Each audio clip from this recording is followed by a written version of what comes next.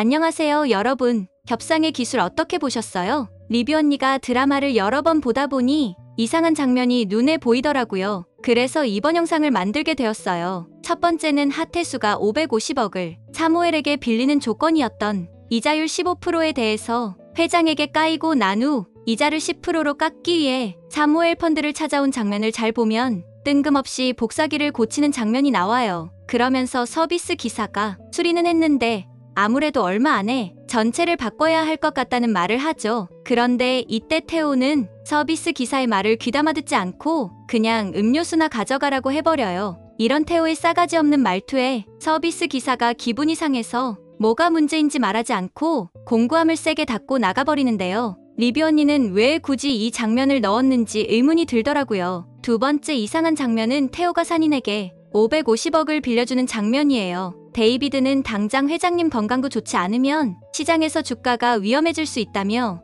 550억을 손해를 볼까봐 이번 일에는 손을 떼려고 했어요. 그런데 태호는 위기가 기회라면서 주식을 2배로 올리는 조건으로 이자율을 10%로 해주겠다는 제안을 하죠. 사실 이 장면도 좀 이상해요. 당장 돈이 필요한 산인 입장에서는 높은 이자를 제안해도 거절할 수가 없잖아요. 그러니까 협상에서 우위를 차지하는 사무엘이 좀 더 배짱으로 강하게 나갔어도 돼요. 또 돈을 빌려주는 입장에서 돈을 돌려받지 못할 걸 걱정하는 게 정상이죠. 그래서 사무엘의 대표인 데이비드의 경우는 혹시나 자신의 투자금을 돌려받지 못할까봐 투자를 꺼려 했잖아요. 그런데 태호는 이상하게 돈을 돌려받는 것에 관심이 없어 보였어요. 심지어는 위기가 기회라면서 순순히 이자율까지 내려주면서 돈 대신 주식을 달라고 하는 거예요. 마치 산인의 위기가 오길 기다리며 산인의 주식을 야금야금 먹고 있는 것 같아 보였어요. 그런데 여기서 태호는 제주도 리조트가 팔렸는지를 궁금해하더라고요. 사실 동생이 걱정되면 직접 연락해서 물어봐도 되잖아요. 그런데 그걸 하태수에게 묻는 걸 보면 가족 간에 서로 연을 끊고 사나 봐요.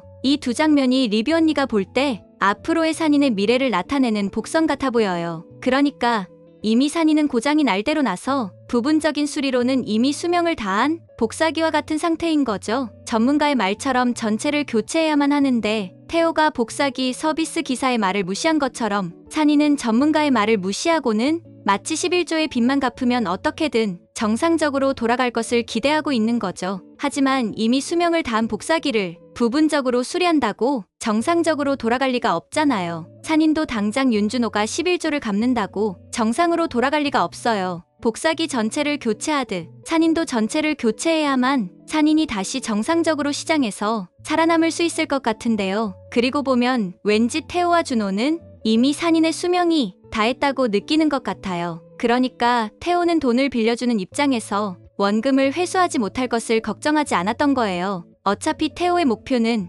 원금을 돌려받는 게 아니라 산인의 경영권을 뺏어서 산인을 전면적으로 교체하는 거니까요. 그래서 일부러 주식을 더 달라고 한 게 아닐까요? 산인을 전면적으로 교체한다는 건 다시 말해서 능력 없이 자리만 차지하고 있는 하태수 라인의 임원들과 또 산인을 팔아서 자기 뱃속을 채우고 있는 하태수 같은 임원을 모두 교체하는 걸 포함해서 결정적으로 결국 회장인 송재식을 교체한다는 의미니까요. 다시 말해서 태호는 사무엘을 이용해서 산인의 회장을 교체하려고 일부러 주식을 더 달라고 한 것 같아요. 그리고 윤준호 역시 태호와 같은 생각으로 산인을 전면적으로 교체하기 위해서 첫 번째로 건설을 매각했던 거였어요. 1회에서 하태수의 말을 빌리면 산인은 그동안 건설이 없었으면 존재할 수 없었을 만큼 건설 분야가 그룹 전체를 견인해왔어요. 그러다 보니 상대적으로 다른 분야는 투자가 별로 없었죠. 그런데 윤준호는 위기 상황을 이용해서 산인의 전부라고 할 수 있는 건설을 가장 먼저 팔아버린 거예요. 그러면서 동시에 그동안 하지 않았던